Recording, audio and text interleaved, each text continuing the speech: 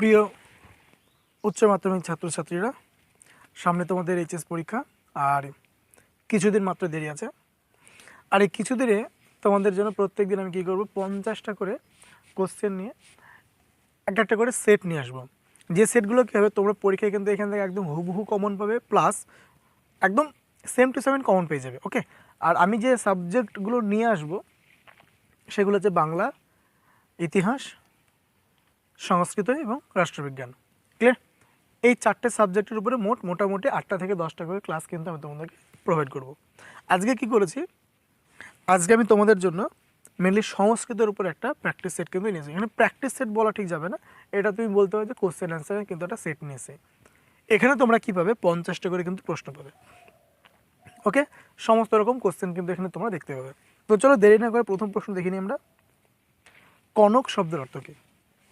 কনক, কনক শব্দের অর্থ কী? কনক শব্দের অর্থ হলো সোনা। এখানে কনক শব্দের অর্থ যখন সোনা, আমি কিছু শব্দ যখন বলে দিচ্ছি, যেমন গৌণী শব্দের অর্থ কী? গৌণী শব্দের অর্থ কিন্তু বস্তা। ঠিক উটজ কথার অর্থ কী? উটজ কথার অর্থ কিন্তু কুটির। নিস্ত্রিক কথার অর্থ কী? নিস্ত্রিক মানে হচ্ছে স্ত্রীহীন। এই যে ওয়ার্ডগুলো রয়েছে এগুলো কিন্তু তোমাদেরকে জানতে হবে। যেমন ধান্যচ্যুতা কথার অর্থ কী ছিল, পাংশুপটল কথার অর্থ কী ছিল, ঠিক আছে, গণ্ডক কথার অর্থ কী, বিভিন্ন যে অর্থগুলো রয়েছে সেগুলো কিন্তু তোমাদেরকে একটু হলেও কিন্তু জানতে হবে। তো এখানে দেওয়া আছে কনক শব্দের অর্থ কী? তো কনক শব্দের অর্থ সোনা। নেক্সট, আর্যাবর্ত বর্ণনামের মূল যে গ্রন্থটি সেটা কী ধরনের কাব্য? কাব্য সাধারণত সাহিত্যের এই দিক দিয়ে বিচার করতে গেলে দেখতে পাবো 3 রকমের, যেমন গদ্য, পদ্য এবং একটা হচ্ছে কি গদ্য এবং পদ্য দুটোই থাকবে, সেটাই কী বলা হবে? চম্প। তো আমাদের যে আর্যাবর্ত বর্ণনাম ছিল সেখানে কিন্তু গদ্য এবং পদ্য উভয় কিন্তু রয়েছে, সুতরাং সেই দিক থেকে বিচার করলে এটা কি হয়ে যাবে? একটা চম্পু কাব্য। আর এটা লেখকের নাম কে? ত্রিবিক্রম ভট্ট। ভগীরথ কোন বংশের রাজা ছিলেন? তো ভগীরথ ছিলেন ইক্ষ্বাকু বংশের রাজা। পদে পদে ধনদা, এখানে ধনদা শব্দের দ্বারা কাকে বোঝানো হয়েছে? তো ধনদা শব্দের দ্বারা এখানে বোঝানো হয়েছে কুবেরকে। নেক্সট, তব কৃপয়া চেন মাত স্রোত স্নাত, বানানগুলো হয়তো একাদ্র ভুল হতেই পারে টাইপিংয়ের জন্য, বাট লাইনগুলো দেখবে অসুবিধা হবে না। তো এখানে বলছে কার কৃপায়, সঠিক উত্তর কী হয়ে যাবে? গঙ্গা বা দেবী গঙ্গার কৃপায়। ত্রিলোকে কার কোনো কর্তব্য নেই? তো ত্রিলোকে আমাদের পরম আরাধ্য শ্রীকৃষ্ণ বা শ্রীকৃষ্ণ এখানে, কারণ শ্রী বিষ্ণু বলা যাবে না এখানে, যেহেতু কনটেক্সটটা শ্রীকৃষ্ণ রয়েছে তাই সঠিক উত্তর কী হয়ে যাবে? শ্রীকৃষ্ণ। শ্রীকৃষ্ণের কিন্তু কোনো কর্তব্য নেই। পার্থকে, তোমরা জানি পার্থ বলে গীতাতে যাকে সম্বোধন করা হয়েছে তিনি আর কেউ নন, তিনি হচ্ছেন স্বয়ং অর্জুন, বা আচ্ছা তাকে, তার মায়ের নাম ছিল পৃথা, সেই জন্য তার নাম হচ্ছে কিন্তু পার্থ। শঙ্করাচার্য কোন রাজ্যের মানুষ ছিলেন? শঙ্করাচার্য ছিলেন কেরল রাজ্যের মানুষ। ওকে, কেরলের। কুহু শব্দের অর্থ কী? তো আমরা জানি কুহু শব্দের অর্থ হলো কিন্তু অমাবস্যা। বাসন্তিক স্বপ্নম এর মূল নাটকটি কী? অর্থাৎ বাসন্তিক স্বপ্নমটি কোথা থেকে নেওয়া হয়েছে? তো বাসন্তিক স্বপ্নমটা নেওয়া হয়েছে বিদেশি সাহিত্যের বা সর্বশ্রেষ্ঠ নাট্যকার যিনি, সেই শেক্সপিয়ার, তার লেখা একটি নাটক ছিল এ মিড সামার নাইটস ড্রিম, সেখান থেকে এটা নেওয়া হয়েছে বা সেটাকে অনুকরণ করে অ্যাকচুয়ালি এটা লেখা হয়েছে। পরবর্তী প্রশ্ন, বল্লভ শব্দের অর্থ কী? তো আমরা যদি বাসন্তিক স্বপ্নম নাটকটা একটু দেখি তাহলে দেখতে পাবো যে রানী কনক লেখা রাজাকে এটা বলে সম্বোধন করেছিলেন প্রথমে, সেটা হচ্ছে বল্লভ। তো বল্লভ শব্দের অর্থ হচ্ছে কিন্তু প্রিয় বা প্রিয়জন। কিংবা যুক্ত সময় বিরুদ্ধ চারণম বক্তাকে, কিংবা যুক্ত সময় বিরুদ্ধ চারণ, সময়ের বিরুদ্ধে কেন তুমি আমাকে জোর করতে চাইছো বা যেতে চাইছো, সেটাকে রাজা বলেছিলেন কিন্তু আমাদের, যে কৌমুদীকে কিন্তু তিনি বলেছিলেন যে কেন তুমি এরকম করছো, কেন তুমি আমাকে সময়ের বিরুদ্ধে, মানে দেশকাল যে নিয়ম তার বিরুদ্ধে কেন যেতে বলছো, সেটার জন্য তিনি এই কথাটা বলেছিলেন। চারুদত্তম কার লেখা? তো চারুদত্তম যিনি লিখেছেন তার হচ্ছে কি ভাস। নেক্সট, গীত গোবিন্দমের রচয়িতাকে? গীত গোবিন্দম, যেটা গীতিকাব্যের মধ্যে সর্বশ্রেষ্ঠ ধরা হয়, সেটা লিখেছেন কে? জয়দেব। এখানে মোট 80টি শ্লোক রয়েছে, 12টি স্বর্গ রয়েছে। 80টি শ্লোক এবং 12টি স্বর্গ রয়েছে। রঘুবংশম কার লেখা? তো রঘুবংশমের লেখক হচ্ছেন মহাকবি কালিদাস। যক্ষরা কার অনুচর ছিল? যক্ষরা কার অনুচর? তো যক্ষরা হচ্ছে কি কুবেরের অনুচর। কুবেরের যারা টাকা পয়সা ধন সম্পত্তি পাহারা দেয় তাদেরকে কিন্তু অ্যাকচুয়ালি বলা হয় যক্ষ। পর্বতের চূড়া ঠিক কেমন ছিল? পর্বতের চূড়া মানে এখানে এই যে আর্যাবর্ত বর্ণনম নয়, এটা হচ্ছে চৌরচত্বরিংশী কথা, যেটা নেওয়া হয়েছে অ্যাকচুয়ালি। সেখানকার যে গল্পটা ছিল বনগত গুহা, সেইখানে কিন্তু এই গুহার যে মানে পর্বতটা ছিল, সেই পর্বতের যে চূড়াটা সেটা কেমন ছিল? তো চূড়াটি কেমন ছিল? ঋজু বা উন্নত, অর্থাৎ একটু তীক্ষ্ণ বা ধারালো ছিল। পরবর্তী প্রশ্ন আমরা দেখে নেব, স্ফোটবাদ বা স্ফোটপ্রবাদ কাদের অভিমত? স্ফোট প্রবাদ স্বীকার করেন বৈয়াকরণেরা। পাঠ্যাংশ থেকে ঘোড়ার দুটি প্রতিশব্দ লেখো। তো ঘোড়ার প্রতিশব্দ হচ্ছে একটা অশ্ব, একটা হয়, একটা তুরঙ্গ, একটা সপ্তাহ। তো চারটা আমি বলে দিলাম, পরীক্ষায় কিন্তু লিখতে আসবে যে কোনো দুটো, অশ্ব, হয়, তরঙ্গ এবং সপ্তাহ। নেক্সট, অলকানন্দা কোন বিভক্তিতে রয়েছে? তো অলকানন্দা বিভক্তি রয়েছে সেটা হচ্ছে কি প্রথম বিভক্তিতে রয়েছে কিন্তু অলকানন্দা। হে মুনিবর কন্যে, এখানে মুনিবরটা কে ছিল? তাহলে হে মুনিবর কন্যে এখানে বুঝতে পারছি আমরা গঙ্গা স্তোত্রম থেকে নেওয়া হয়েছে, এবং যে মুনির কথা এখানে অ্যাকচুয়ালি বলা হয়েছে তিনি হলেন জন্য মুনি। কর্মেন্দ্রিয় কী কী? তো মানুষের 5টি কর্মেন্দ্রিয় রয়েছে, সেই 5টি কর্মেন্দ্রিয় কী কী? হস্ত, পদ, বাক, পায়ু এবং উপস্থ। এই 5টা হচ্ছে কিন্তু মানুষের পঞ্চ কর্মেন্দ্রিয়। আর পঞ্চ জ্ঞানেন্দ্রিয় কী কী আছে সেটা আমরা সবাই জানি, যে চক্ষু আছে, কর্ণ আছে, নাসিকা আছে, জিহ্বা আছে, ত্বক আছে, এগুলো কিন্তু আমাদের পঞ্চ জ্ঞানেন্দ্রিয়। শূন্যস্থান পূরণ করো। কর্মনৈব হি সংসিদ্ধিম স্থিতা। এখানে শূন্যস্থানটা দেওয়া নয়, পরেরটা হচ্ছে কিন্তু জনকাদয়। ঠিক আছে, জনকাদয়। এই কিছু কিছু লাইন কিন্তু আমাদেরকে একটু মুখস্থ রাখতে হবে, যেখানে শূন্যস্থান পূরণ কিন্তু দিয়ে থাকে। সাধয়াম এর একটি প্রতিশব্দ লেখো। তো সাধয়ামের একটি প্রতিশব্দ হলো কিন্তু গচ্ছাম।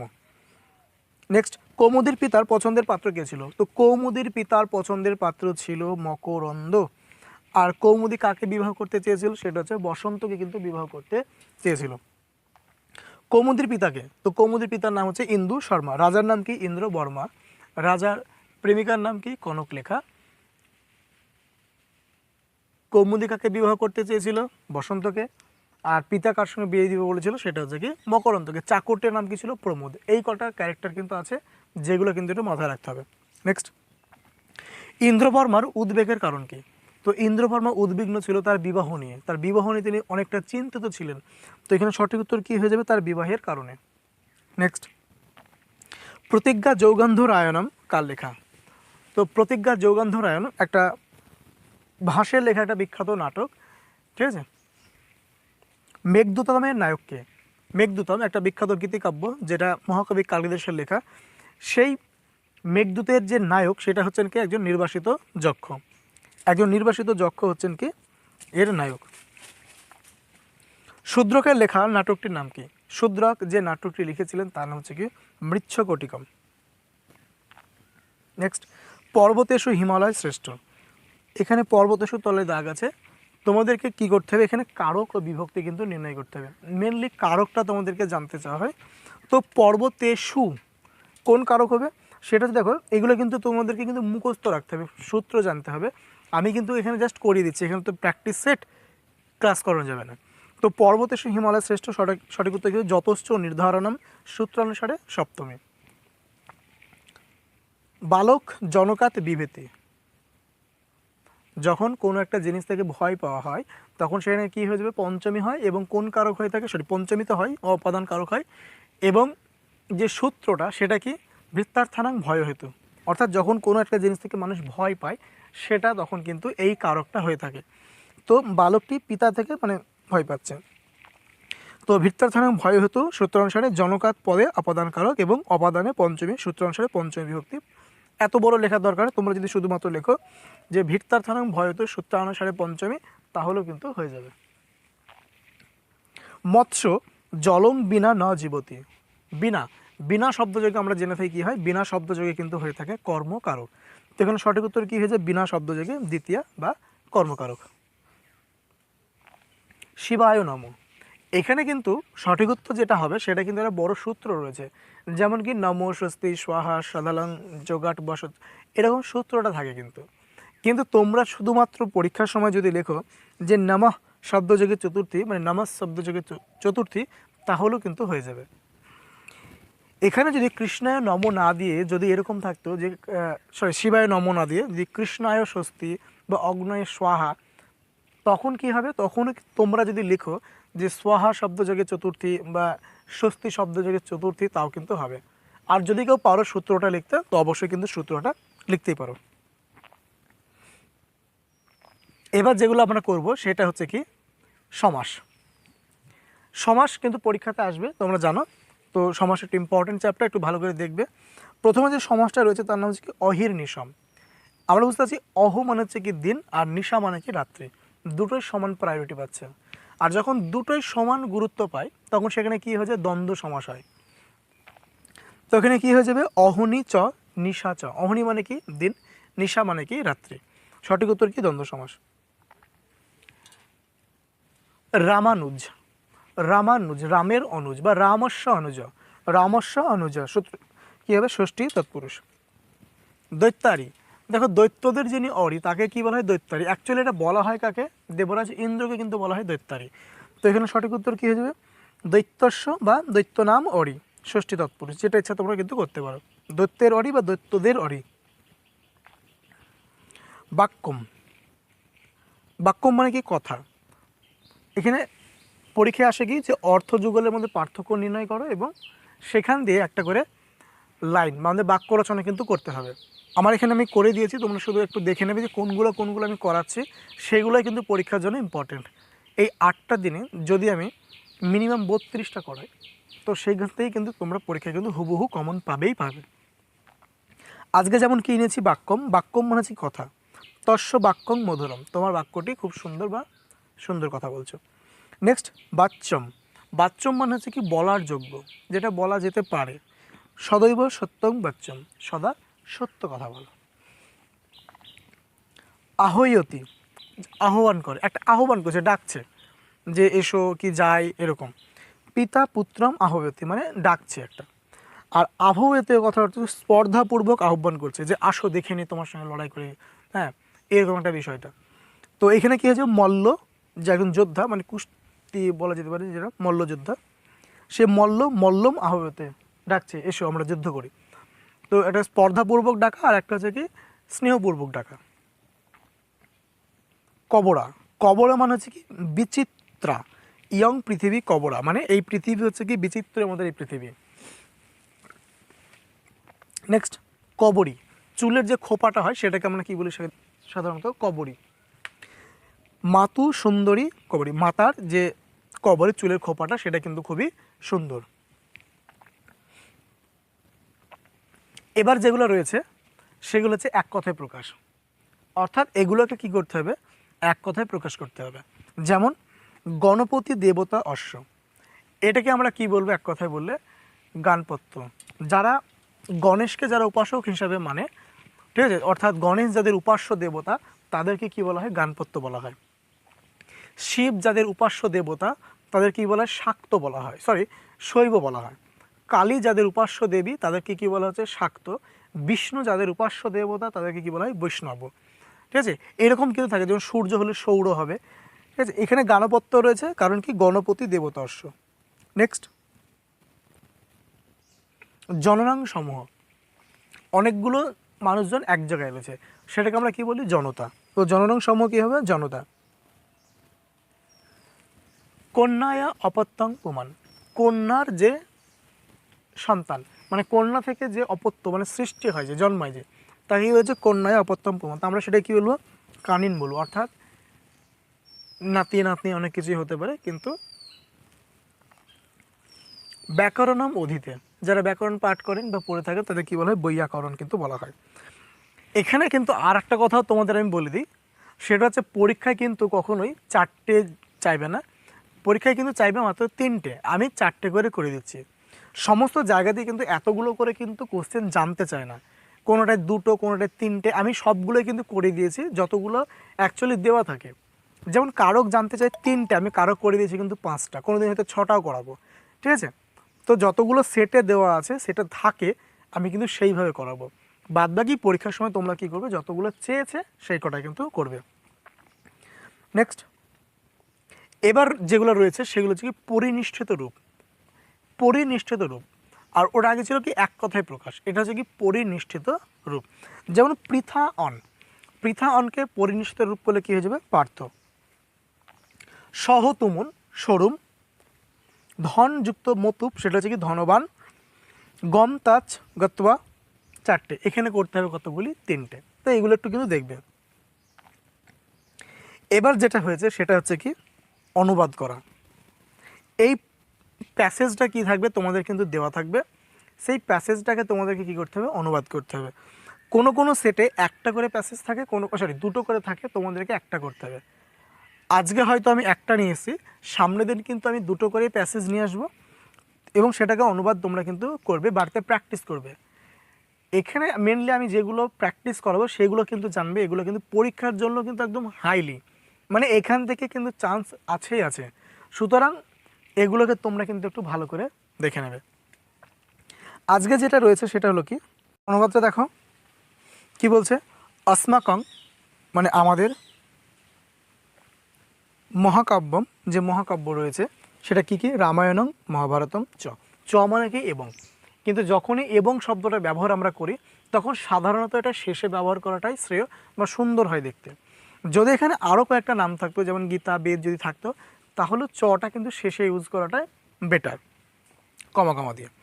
তো কী হচ্ছে, अस्माकं মহাকাব্যম রামায়ণং মহাভারতম চ, আমাদের মহাকাব্য হচ্ছে কি রামায়ণ এবং মহাভারত। রামায়ণম, রামায়ণটি বিরচিতবান লিখেছিলেন বাল্মীকি, অর্থাৎ বাল্মীকি রামায়ণ লিখেছেন।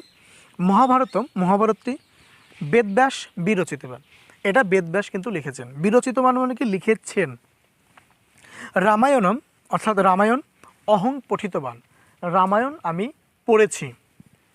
মহাভারতং, মহাভারত অহং আমি পঠিতুম পড়তে ইচ্ছামি চাই, অর্থাৎ মহাভারত আমি পড়তে চাই। ক্লিয়ার? তো এই হচ্ছে কিন্তু আজকে একটা অনুবাদ নিয়েছি, সামনের দিন থেকে কিন্তু আমি দুটো করে অনুবাদ নিয়ে আসবো। আজকে হয়তো একটু মিস্টেক হয়ে গেছে, একটা নিয়ে এসেছি, নেক্সট ডে থেকে কিন্তু দুটো করে অনুবাদ নিয়ে আসবো। নেক্সট যেটা রয়েছে সেটা হচ্ছে কি একটা নিবন্ধ রচনা। তো কোন নিবন্ধ রচনা আজকে নিয়ে এসেছি সেটা হচ্ছে কি স্বামী বিবেকানন্দ। ওকে, তো চলো বলছে কি জীব সেবা এব অত, জীব সেবা, সরি আমি একটু ভুল বললাম, বলছে জীব শিব এব, জীব কি শিবের নাই, অত সেই কারণে জীব সেবা হি ঈশ্বর সেবা, সেই কারণে জীবের সেবা করা মানেই হলো কি ঈশ্বরের সেবা করা। এতম আদর্শং, এই আদর্শটি প্রচারয়মাস যিনি প্রচার করেছিলেন স্বামী বিবেকানন্দ। এই যে এই আদর্শ যিনি নিয়ে বাস করতেন, যিনি প্রচার করেছিলেন সেই স্বামী বিবেকানন্দ, অনেন প্রকারেণ অনেক প্রকারের দ্বারা সমগ্র বিশ্বে পুরো পৃথিবী জুড়ে নবজাগরণং সংগঠিতম, তিনি নতুন কিন্তু করে একটা জাগরণ নিয়ে এসেছিলেন। কি না, জীবেই হচ্ছে কি শিব, জীবজ্ঞানেই শিব সেবা। হিন্দু ধর্মস্য, হিন্দু ধর্মের তথা বেদান্ত ধর্মস্য, বেদান্ত ধর্মের মহিমা তেন ঘোষিত সমগ্র বিশ্বে। হিন্দু ধর্ম তথা বেদান্ত ধর্মের যে মহিমা তিনি কী করেছিলেন সমগ্র বিশ্বে সেটাকে ঘোষণা করেছিলেন। 1863 খ্রিস্টাব্দে জানুয়ারি মাসস্য, মাসস্য মানে কি মাসের দ্বাদশ দিবসে 12ই জানুয়ারি কলকাতার শিমুলিয়া পল্লীতে সুখ্যাত দত্ত পরিবারে তস্য জন্ম অভবৎ, তার জন্ম হয়েছিল। তো তোমরা যখন এটাকে নিবন্ধ রচনা করছো দেখো বুঝতে পারছো কিন্তু খুব একটা কিন্তু জটিল না, প্লাস খুব যে সংস্কৃত এমন কিছু না, বাংলার সঙ্গে কিন্তু প্রায় মিলে জুলে আছে। একটু যদি খাটো, একটু যদি মনোযোগ দাও এদিকে তাহলে কিন্তু এটা অনায়াসেই কিন্তু তোমরা করতে পারবে। সমগ্র ভারতবর্ষং বিবেকানন্দেন ভ্রমিতম, সমগ্র ভারতবর্ষ বিবেকানন্দ ভ্রমণ করেছিলেন বা ঘুরেছিলেন। দেশবাসীনাম, দেশবাসীদের দুঃখ দরিদ্রং, দুঃখ দুর্দশা দৃষ্টুয়া দেখে সে মনসী নিতরাম পীড্যমান, তিনি মনে মনে নিরন্তর কি পীড়া পেতেন, কষ্ট পেতেন। দুর্গত নাম মনুষ্য নাম, এই দুর্গত মনুষ্যদের সেবা এব শ্রেষ্ঠ ধর্ম, দুর্গত মানুষদের সেবাই হলো শ্রেষ্ঠ ধর্ম। ইতি স প্রচারিত বাণী, এটা কিন্তু তিনি প্রচার করেছিলেন। ক্লিয়ার? তো আজকে স্বামী বিবেকানন্দ সম্পর্কে নিয়ে এসেছি। তোমাদের যদি আরও কারো কিছু মনে হয় যে স্যার স্বামী বিবেকানন্দ সম্পর্কে নয়, আপনি এটা নিয়ে একটা ক্লাস নিয়ে আসুন, বা এটা একটু যদি স্যার করিয়ে দিতেন তো ভালো হতো, বা যদি কোথাও বুঝতে না পারো সেটাও কিন্তু আমাকে জিজ্ঞেস করতে পারো, তাহলে কিন্তু আমি সেগুলো কিন্তু করিয়ে দেব। ক্লিয়ার? তো আজকে ছিল এই মোটামুটি 50টা প্রশ্ন। আবার নেক্সট ডে আবার কী করবো, 50টা প্রশ্ন কিন্তু আমি নিয়ে আসবো। এছাড়াও কারো যদি কোথাও সমস্যা হয় সংস্কৃতর কোনো একটা চ্যাপ্টারে, কোনো একটা পড়াতে এখনও হয়তো সময় আছে, তোমরা যদি খুবই অসুবিধা বোধ করো তাহলে কিন্তু আমাকে চাইলে সেটা কিন্তু কমেন্ট করতে পারো।